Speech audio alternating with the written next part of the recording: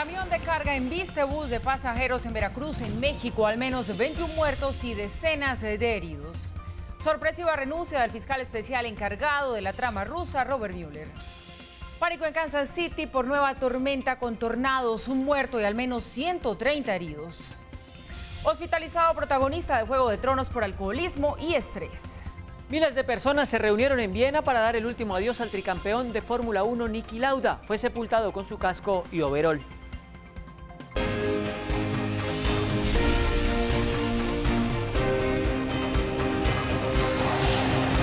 Red Más Internacional. Muy buenas noches, es momento de darle la bienvenida a esta hora a la información internacional. Gracias por estar allí acompañándonos, como lo hacen cada noche. Andrés, bienvenido usted también, ¿cómo me le va? Paula, muchas gracias, muy bien, viendo al Chelsea coronarse campeón de la Europa League y a Colombia golear a Tahití. ¿Sí ve que había que creer? Tenemos que hablar del tema porque había que creer, pero el rival no era propiamente el más difícil, pero la polémica la encendemos más adelante si a usted le parece. Así será. Bueno, entramos en materia con una noticia desafortunada. Al menos de 21 personas murieron y 15 más resultaron heridas en un accidente de tránsito, esto en el estado mexicano de Veracruz, en donde un camión de carga embistió a un bus de pasajeros.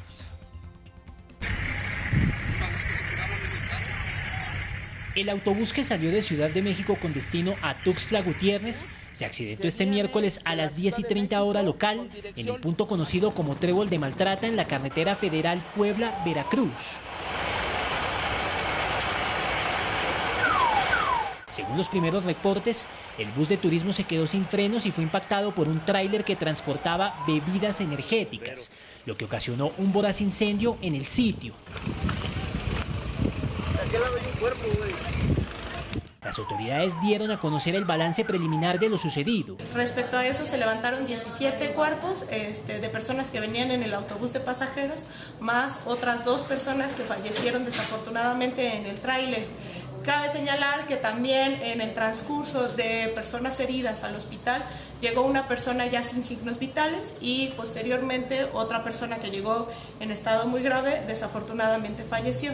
El conductor del autobús perdió el control y terminó volcado, pero algunos pasajeros lograron salir del vehículo. La Secretaría de Seguridad Pública de Veracruz reportó el cierre total de la circulación sobre la autopista en donde ocurrió el accidente. Y noticia política importante del día en el mundo tiene que ver con el fiscal encargado de la llamada trama rusa, Robert Mueller, quien dimitió a su cargo al dar por concluida la investigación y aseguró que presentar cargos contra Donald Trump no era una opción. Explicó por qué. Estoy hablando hoy porque nuestra investigación está completa. El fiscal general ha hecho público el informe de nuestra investigación. Estamos cerrando formalmente la oficina del abogado especial y también renuncio al Departamento de Justicia para regresar a la vida privada. Así inició la conferencia el fiscal especial encargado de la trama rusa, quien confirmó que su trabajo había terminado después de 22 meses de investigación y anunció su dimisión. Justificó que por las normas del Departamento de Justicia, un presidente en ejercicio no puede ser imputado porque sería inconstitucional. Acusar al presidente por un delito no era una opción que pudiéramos considerar. No se puede acusar a un presidente de un delito federal mientras esté en el cargo. Eso es inconstitucional. Así calificó el resultado de su informe. Ha habido una discusión sobre una aparición antes en el Congreso. Cualquier testimonio de esta oficina no iría más allá de nuestro informe. Contiene nuestros hallazgos y análisis y los motivos de las decisiones que tomamos. Elegimos esas palabras cuidadosamente y el trabajo habla por sí solo y el informe es mi testimonio. No proporcionaría información más allá de la que ya es pública en cualquier comparecencia ante el Congreso. Y como un caso cerrado calificó Trump la trama rusa. Nada cambia el informe de Mueller. No hubo pruebas suficientes y por lo tanto en nuestro país es una persona inocente. El caso está cerrado. Gracias. La Casa Blanca hizo un llamado a avanzar. No había noticias reales ahí. Reiteró los puntos que ya había hecho en el informe y estamos de acuerdo con él. No hubo colusión, no hubo conspiración y consideramos este caso cerrado. Completó su investigación, ahora cerró su oficina y es hora de que todos sigan adelante. Regresará a su vida privada y creemos que todos los demás también deberían. Es la primera vez en 2 años que Mueller habla sobre el informe y su investigación sobre la eventual injerencia de Rusia en las elecciones presidenciales de 2016 y la supuesta obstrucción de la justicia por parte de la administración Trump. Un muerto y 130 heridos dejó el paso de una violenta tormenta por Kansas City. Son varios tornados que a su paso dejaron enormes daños materiales y pánico en sus residentes. Oh my God! Oh my God! Yeah, we're good. That's a big... Oh my God, it's huge! Asustados e impactados, así fue como recibieron los residentes de Kansas City el paso de la tormenta.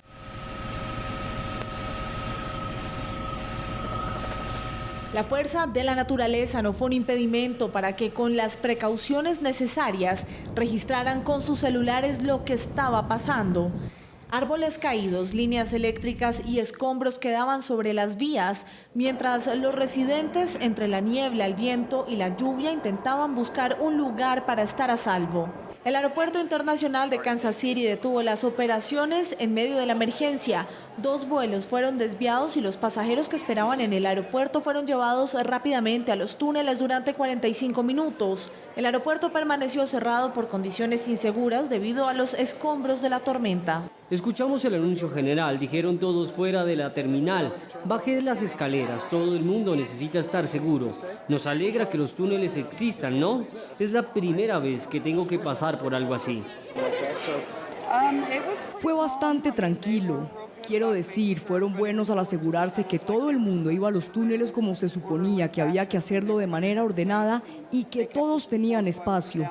Nos tuvieron informados mientras estábamos ahí. Así que fue muy tranquilo, no fue para nada caótico. Según reportó el Servicio Nacional de Meteorología, ya son 11 días consecutivos en los que se registran múltiples tornados en Estados Unidos. 10 minutos antes de la tormenta, los residentes empezaron a recibir este tipo de alertas donde los urgían a buscar un refugio, asegurando que se trataba de una situación muy peligrosa y pidiéndoles que buscaran el refugio de manera urgente. En la zona metropolitana de Kansas City, más de 2 millones de personas no recibieron el impacto directo que se temía inicialmente cuando se emitió la alerta por tornado, pero así quedaron otras zonas donde la violenta tormenta arrasó todo a su paso. Más de 300 tornados han azotado el medio oeste de Estados Unidos en las últimas 2 semanas, en una racha inusual de clima extremo. Y en Venezuela, hablamos ahora de Venezuela. Aumenta el caos por la escasez de gasolina y medicamentos en algunos estados. En medio de la crisis, el régimen de Nicolás Maduro rompió su silencio de más de 3 años y reveló cifras oficiales en las que admitió la caída de la economía. Maldito susto, se me va a salir el corazón, mira el cielo, chica.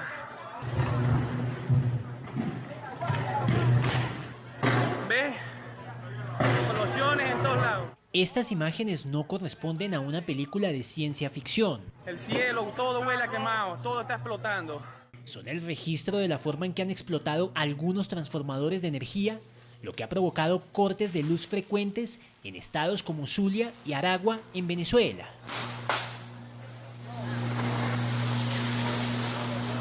La vaca, huevón. Las constantes fallas en el sistema de energía han generado cierres abruptos de tiendas y supermercados en varias regiones. Esto ha hecho que cientos de venezolanos se vean en la obligación de saquear camiones, como lo hicieron en Maturín, capital del estado Monagas, en donde un grupo de personas vació este camión que transportaba papel higiénico.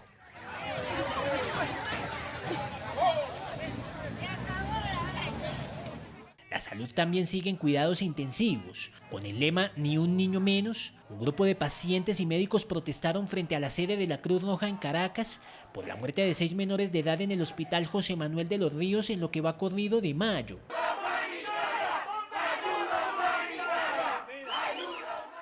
¿Dónde están los medicamentos? ¿Dónde están los materiales médicos quirúrgicos? ¿Dónde está la ayuda humanitaria de nuestros pacientes, de todos los hospitales? Todos los hospitales a nivel nacional están en el piso. Cada día se mueren los pacientes. Ya basta, ya no queremos más. Los ganaderos tampoco ven la luz. En San Juan de los Morros, capital del estado Guárico, tierra de vaqueros y música llanera, ahora sus habitantes también viven una época de vacas flacas. La tierra que en otras épocas era próspera, hoy luce desolada, ya que los agricultores necesitan agroquímicos, fertilizantes y vacunas para los pocos animales que pueden tener. Pues tengo 53 años, pero en lo que he visto, 20 y pico de años que estamos en esto, es lo peor. Si consiguiera comerme con ustedes, me voy ahorita con ustedes. Claro, allá, por lo menos allá sabéis de trabajo, ¿eh? Y pese a que el propio Nicolás Maduro hizo esta promesa para sacar de la crisis económica y humanitaria a Venezuela, Venezuela va a ver un milagro que va a asombrar al mundo entero, de una economía social, de una economía comunal, de una economía popular.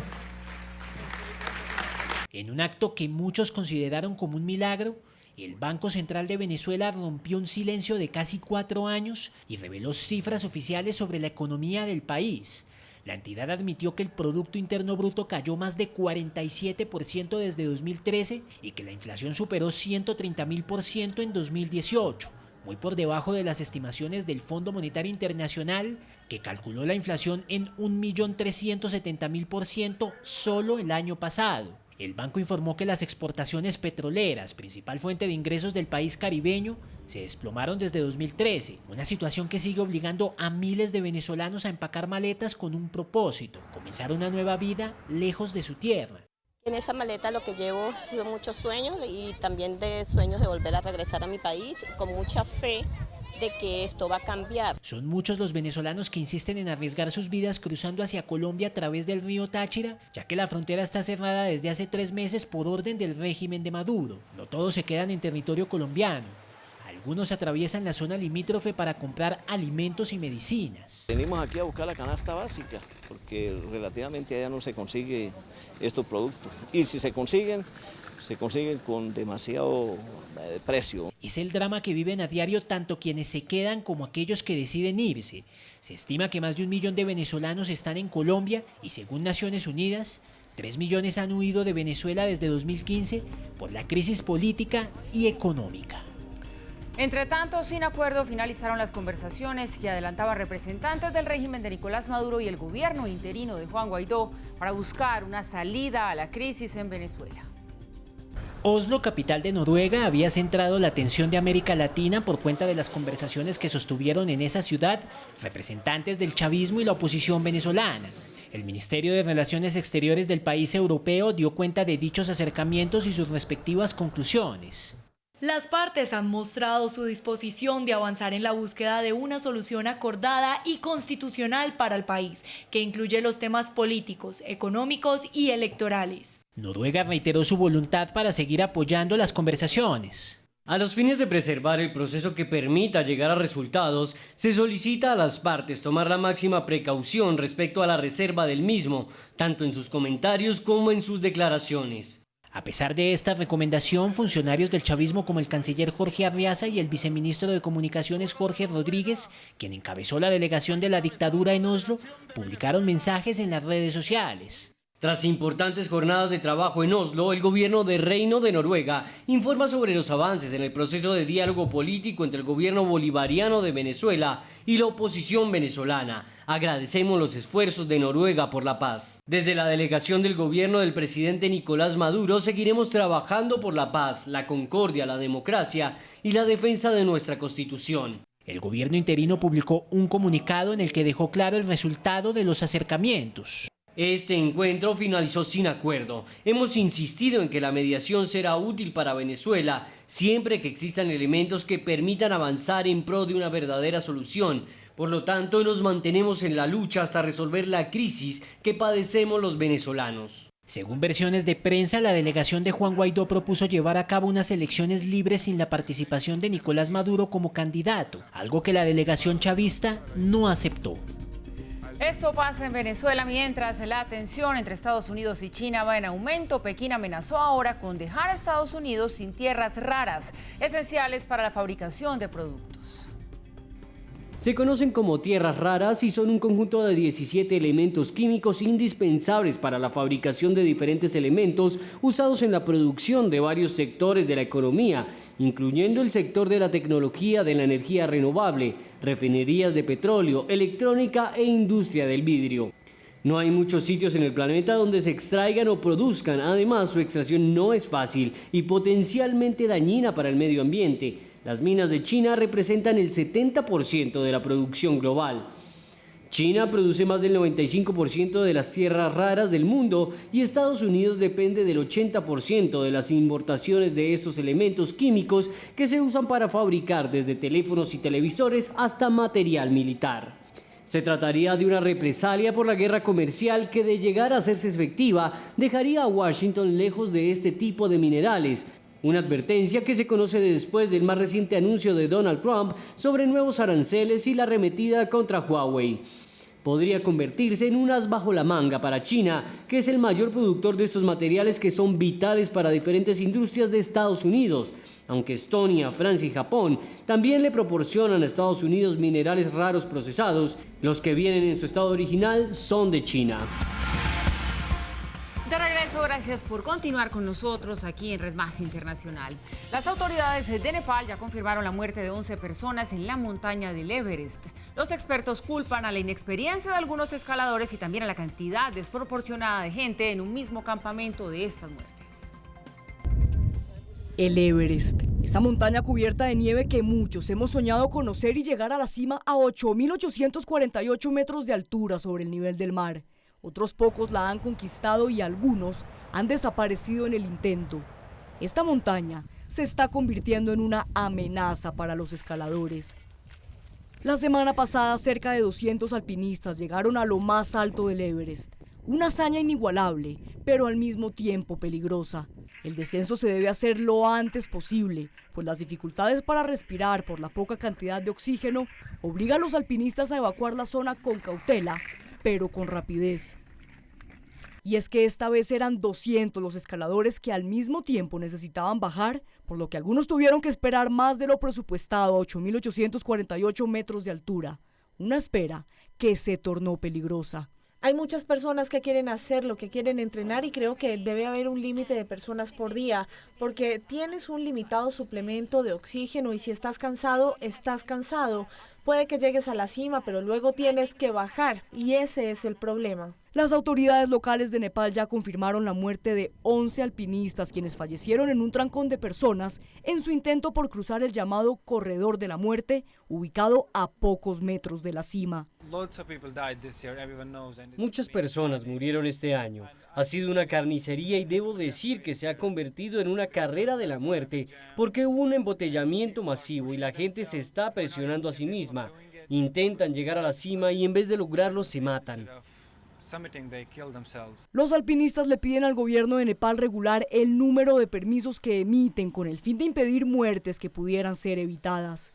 Este año los permisos ya alcanzaron los 378 desde el inicio de temporada el pasado 14 de mayo. El primer ministro de Israel, Benjamín Netanyahu, autodisolvió al Parlamento al vencerse el plazo que se le había otorgado para formar gobierno.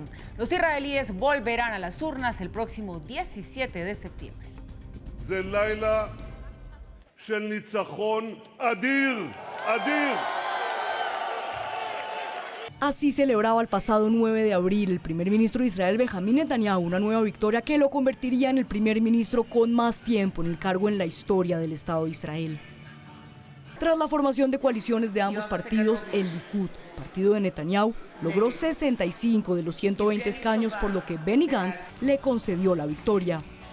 Pero aún le quedaba una tarea importante para poder mantenerse en el poder. Netanyahu tenía hasta hoy a la medianoche para formar gobierno y hasta último minuto tuvo la esperanza de poder lograrlo. Se puede hacer mucho en 48 horas. Los deseos de los votantes pueden respetarse. Un fuerte gobierno de derecha puede establecerse. Pero el tiempo pasó y no logró convencer a los 11 partidos que forman la Knesset, Parlamento israelí, de formar gobierno, por lo que él y sus aliados presentaron una moción para disolver el Parlamento. Ley 21 de disolución del Parlamento 5779, 2019 en tercera vuelta, 74 a favor, 45 en contra. Determinó que esta ley fue aprobada con 3 lecturas como es requerido. De no haber sido aprobada la disolución del Parlamento, Benjamín Netanyahu corría el riesgo de dejar en manos del presidente de Israel, Reuven Rivlin, la formación del nuevo gobierno que podía caer en manos de la izquierda. Los ciudadanos volverán a las urnas el próximo 17 de septiembre y Netanyahu confía en que su partido volverá a vencer. La tensión entre Estados Unidos y el régimen de Irán sigue aumentando. El asesor de seguridad de la Casa Blanca, John Bolton, afirmó que tiene certeza de que Irán fue el responsable de atacar 2 embarcaciones petroleras en el Golfo Pérsico a principios de mayo. Un ataque que fue denunciado por Arabia Saudita y Emiratos Árabes como un acto de sabotaje. Bolton se encuentra en Abu Dhabi previo a la reunión de emergencia que mantendrá la Liga Árabe para esclarecer los hechos del ataque contra los barcos petroleros.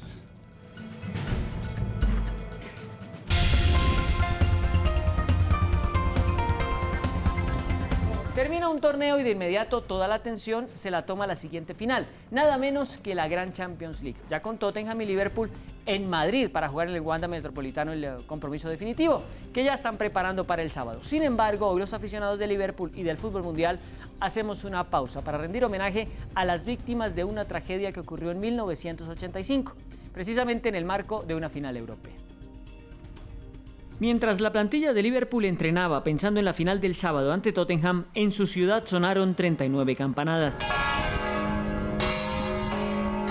Homenaje que año tras año se rinde a las 39 almas que fallecieron en la macabra final del estadio de Heysel. Se enfrentaban Juventus y Liverpool para conocer el campeón de lo que hoy es la Champions League. Un juego de alta tensión que la UEFA programó en Bruselas, en un vetusto estadio construido en 1930 y con mínimas condiciones de seguridad.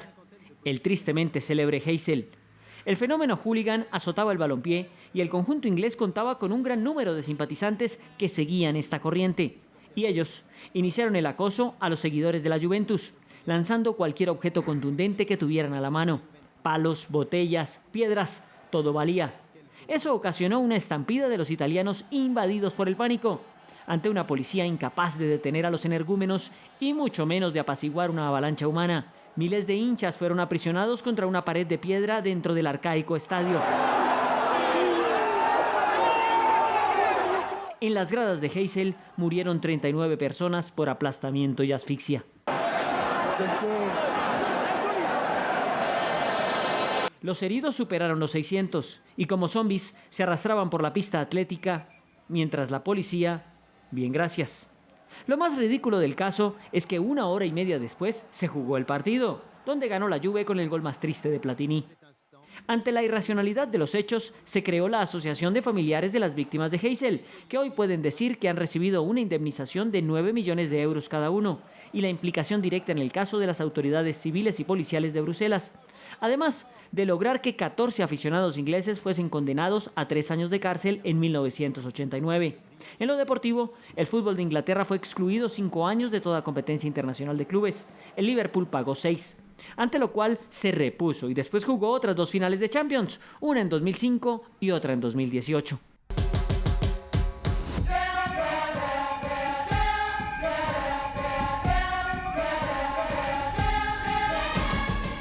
Ese es el ritmo, la música, porque estamos cerca de la Copa América de Brasil y el tema obligado es la Selección Colombia, porque mañana el técnico Carlos Queiroz entregará la definitiva lista de 23 convocados para el torneo. Pero hoy dejamos a su consideración la lista de Red Más Noticias. ¿Cuál nos falta? ¿A quién sacarían? Aquí está.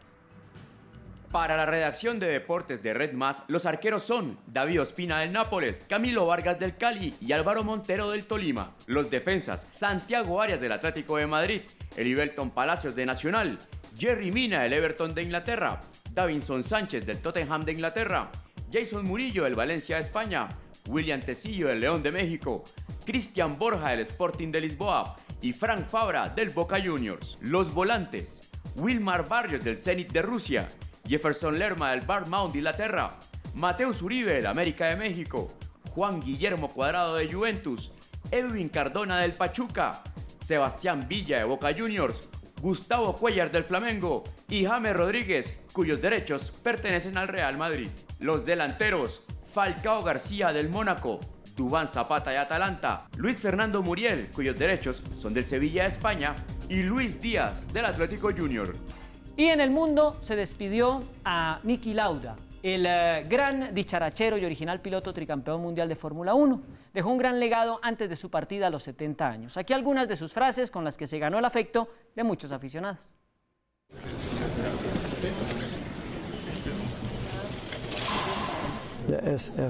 Era nuestro ídolo en la década de 1970.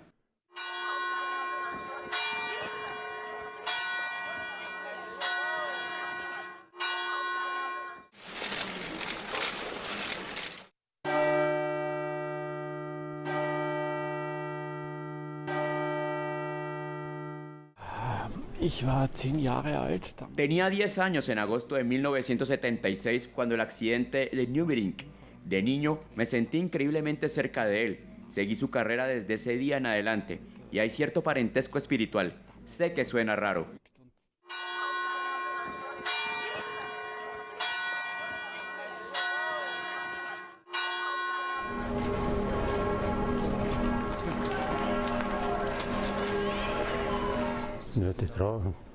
En lugar de sentir tristeza, siento que es bueno que hayamos tenido una persona como él en Austria, alguien que influyó demasiado en las carreras de autos y que podría haber sido un modelo a seguir para los políticos.